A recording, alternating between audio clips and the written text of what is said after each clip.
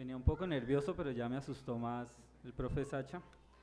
Eh, bueno, cuando me invitaron pensé que me invitaban por mis dotes futbolísticas, pero pues ya sé que no. Entonces hablaré un poco desde la psicología social, cómo se ha tratado de explicar y desde mi modo de ver la deuda que tiene la academia eh, hacia lo que es los fenómenos sociales de grupos o de masas que están atravesados por dos discursos. Pues he tomado un concepto que había discutido con una profesora, Elsa Pérez.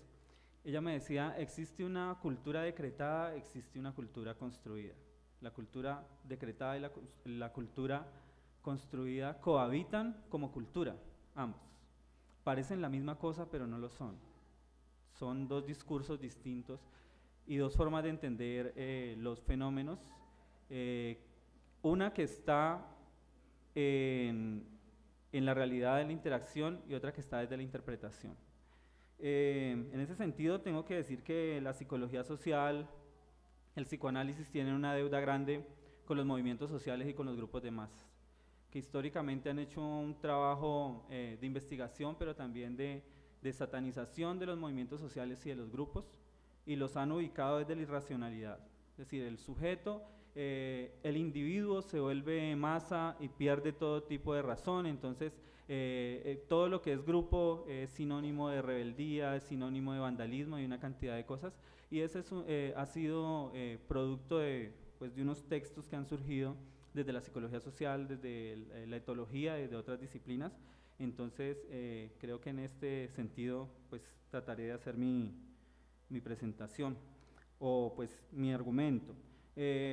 Estaba pensando, revisando como unos textos sobre lo que se habla de las barras, ¿cierto? Entonces se habla de barras, barras bravas, hooligans o hinchas, ¿cierto? Entonces el verdadero hincha es el que hace esto, el que no hace esto, entonces es otra cosa, y siempre hay una forma de dividir en dos grupos un movimiento social, que yo considero que las barras son un movimiento social, como lo son.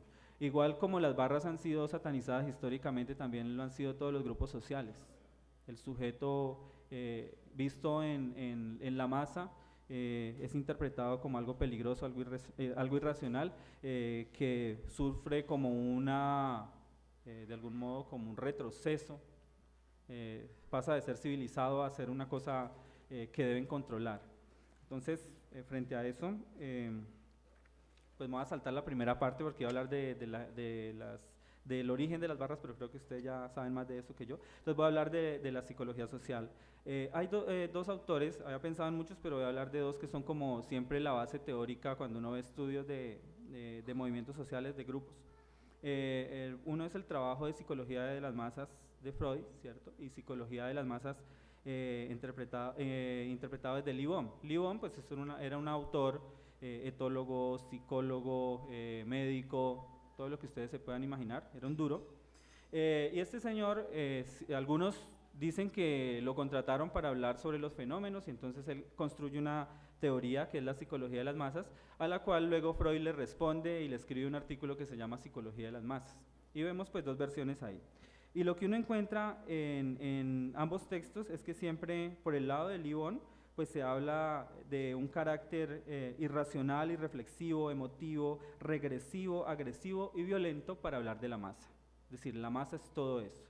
Y el sujeto se pierde en medio de la masa. ¿Sí?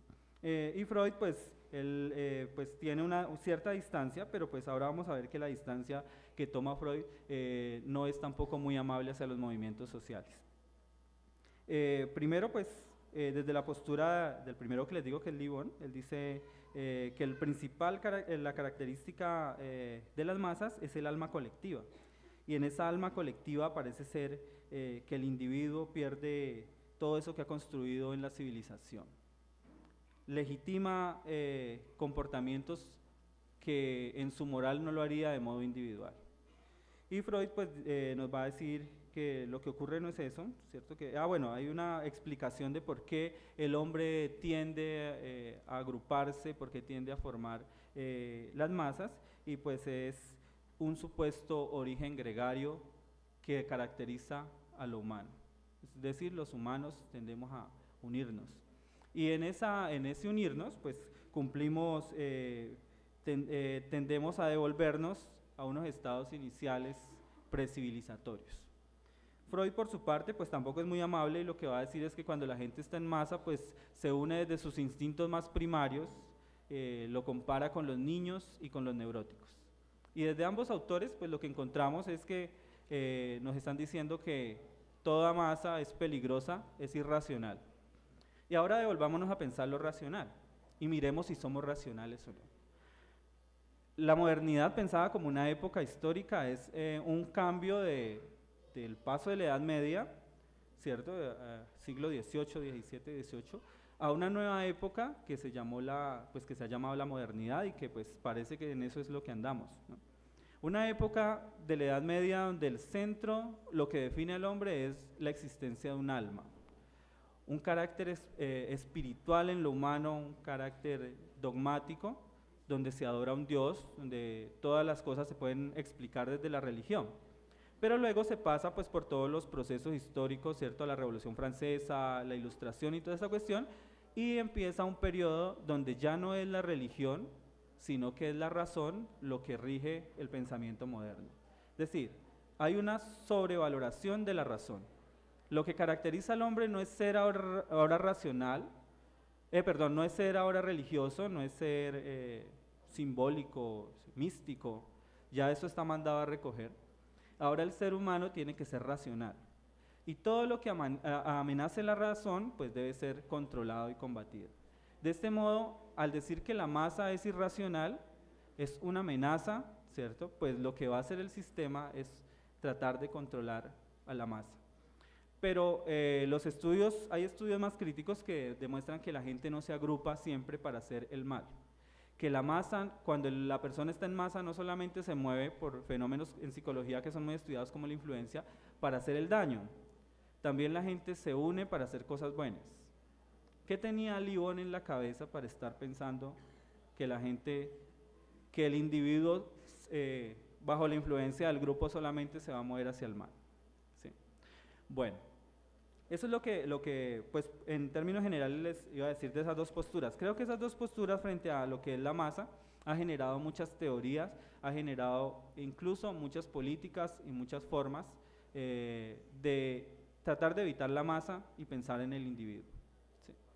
Dentro de en esa dinámica, me devuelvo nuevamente a lo que había dicho al comienzo, de lo que es la cultura decretada y la cultura construida. La cultura decretada es lo que institucionalmente interpretamos y queremos que sea cierta cosa. Y la cultura construida es la que emerge en los significados que se construyen en relación a las cosas. Por ejemplo, la cultura decretada tendría que ser cuáles son las leyes, las normas, los códigos que vamos a crear para evitar que las barras se comporten como una masa irracional. La cultura construida existe solamente en la realidad de las barras. Es decir, yo no puedo saber, simplemente creer que desde una teoría voy a explicar el comportamiento de una barra si no estoy en la barra. Es desde la barra que debe emerger cuáles son las normas, cuáles son las construcciones, cuáles son las formas de regular o las formas de construir. Ahora lo retomamos. Frente a este cambio de la modernidad, una de las cosas que se ha hecho con la centralidad de la razón es creer que todo lo que no va hacia la racionalidad, hacia la razón, es malo. ¿Sí? Entonces, eso ha creado un vacío, ha creado un problema, y es que la gente ha tenido que migrar de esos elementos no racionales que anteriormente le daban una manera de sobrellevar la vida. Es decir, nos quedamos sin religión. Nos enseñaron que ya creer en Dios es terrible, somos académicos, ¿cierto? Entonces debemos ser ateos. Que la religión es algo de que avergonzarse, que los elementos rituales hacen parte de las civilizaciones atrasadas, entonces ahora debemos basarnos en la razón, en el pensar. Ese vacío que ha tenido la humanidad al ser designada desde la modernidad como racional, es decir, lo racional es lo que define lo humano, ese vacío está siendo, o se puede llenar, o está haciendo de algún modo, o está buscando elementos que lo reemplacen. Entre esos elementos que surge es el deporte pensado desde la afición. Y vamos a ver más ahora cómo eso llena ese vacío que deja esta imposición que nos han hecho de no ser simbólicos, de no poder expresarnos, de tener que ahora ser racionales. El fútbol es una irracionalidad. Seguir un equipo es totalmente irracional, porque los seres humanos no nos caracterizamos por ser racionales.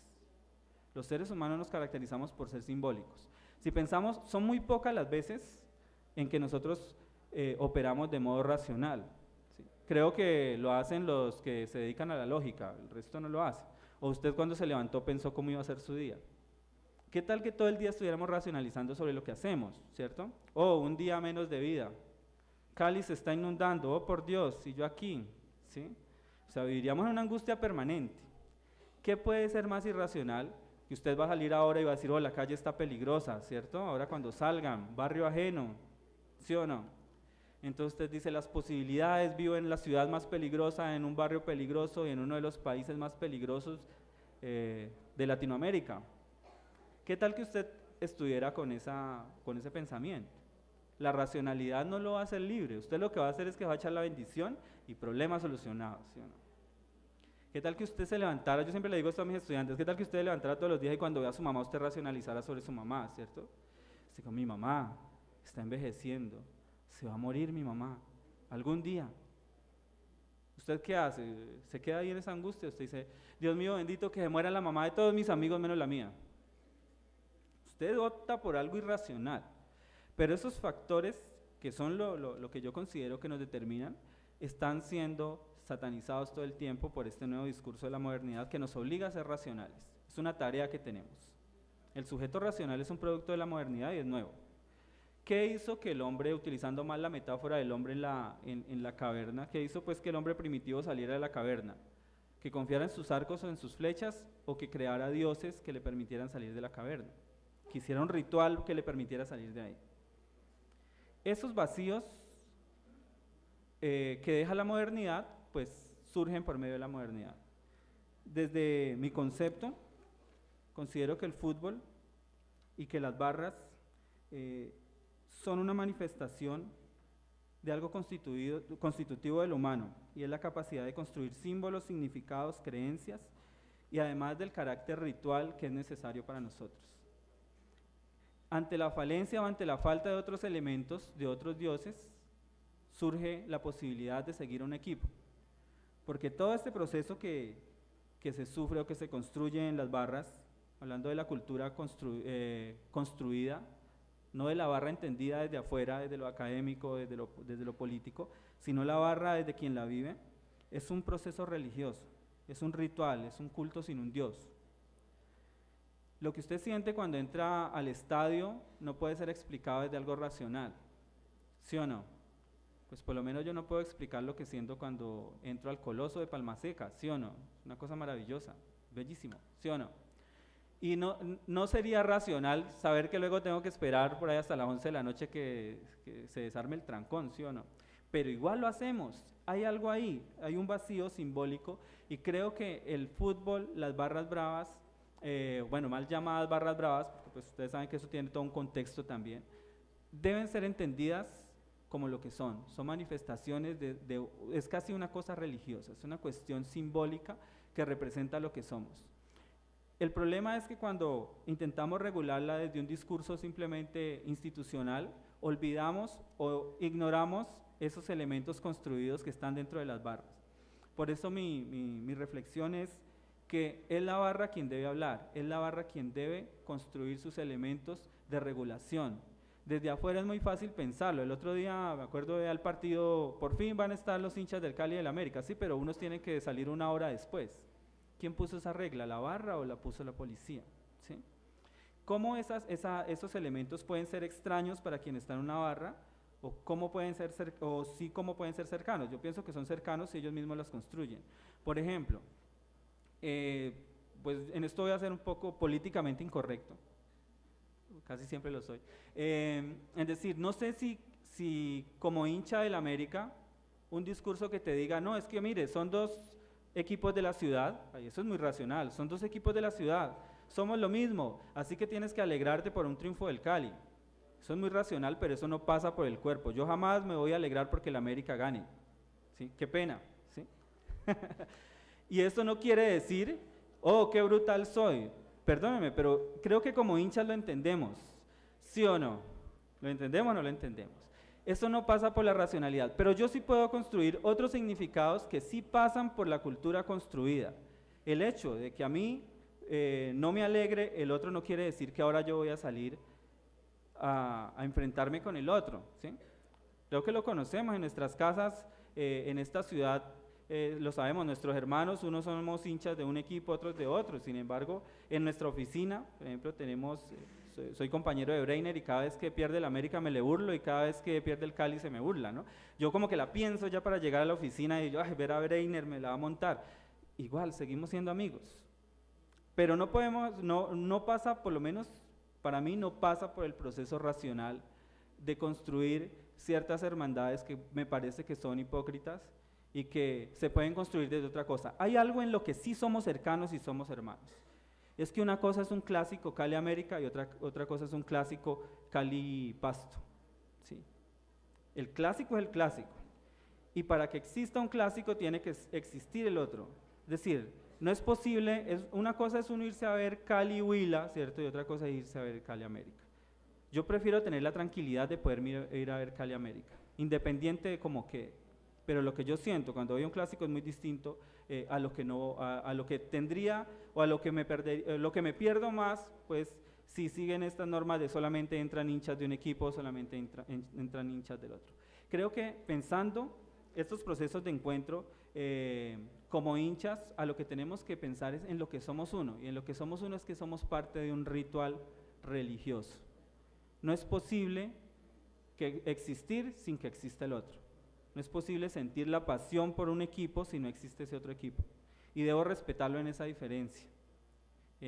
A pesar de que sé que ese es del otro equipo, ese es el que me produce el placer. ¿Sí o no? ¿O no les produjo placer, compañeros, el 3-0 al Cali? Ah, sí. Eso es diferente que ganarle a ¿cómo es que se llama? Osomarzo. ¿Sí? Es diferente. ¿Se siente igual? No, se siente. Solamente es posible sentir eso cuando existe el otro. Entonces yo debo valorar y respetar al otro. Claro que nos alegra el ascenso del América. Claro, estamos viviendo cosas bacanas, ¿sí o no? Ahora se aguanta llenar el estadio, ¿sí o no? Aguanta ir al estadio, ¿sí o no? Entonces, creo que en esos puntos, esos otros discursos que a veces quedan un poco ocultos por la cultura decretada, que no lo hace de mala intención, simplemente desde el desconocimiento del otro, es posible conocerlo cuando el otro habla. Creo que esos puntos de encuentro son un paso súper importante. Cuando la barra habla sin tanta cohesión, cuando la barra dice qué es lo que siente, qué es lo que quiere, creo que hasta ahí es donde empezamos a construir una cosa diferente. Creo que ahora un compañero que hablaba decía cómo era posible durante el mundial que pasó juvenil poder pensarnos los estadios sin estas barreras. Y me acuerdo que veía un partido del Nacional en la Libertadores donde los argentinos le echaban flores a los colombianos. Decían, ¿cuándo será que nosotros como argentinos llegamos a un momento en que podemos tener estadios sin barreras? Porque ellos no los pueden tener. ¿Sí? ¿Cómo se legitima que si lo que le pasó a Teófilo, por ejemplo, porque hizo el signo pues, de la barra, entonces ya inmediatamente le pusieron una demanda penal? ¿Sí? ¿Cómo se vuelve un crimen expresarse? ¿Sí? Pues, ¿cómo se legitima? Pues porque se legitima otros elementos de discriminación. Bueno, esa es como mi participación. Los felicito por la iniciativa. Creo que la guerra entre las barras se va a acabar. Es algo que se está deconstruyendo. Pienso que se están construyendo nuevos discursos y nuevas formas de que este ritual sagrado de cada domingo, cada miércoles, se siga dando y que siga produciéndonos la alegría que nos produce. Yo quería terminar con una frase que decía: en esta existencia donde sin razón emerge de la ausencia de dioses que den sentido y donde los nuevos dioses de la modernidad centrados en la razón y el progreso aparecen tan ajenos para una mayoría excluida, ¿no es infame excluirlos también de esta divinidad emergente, de esta religión sin Dios?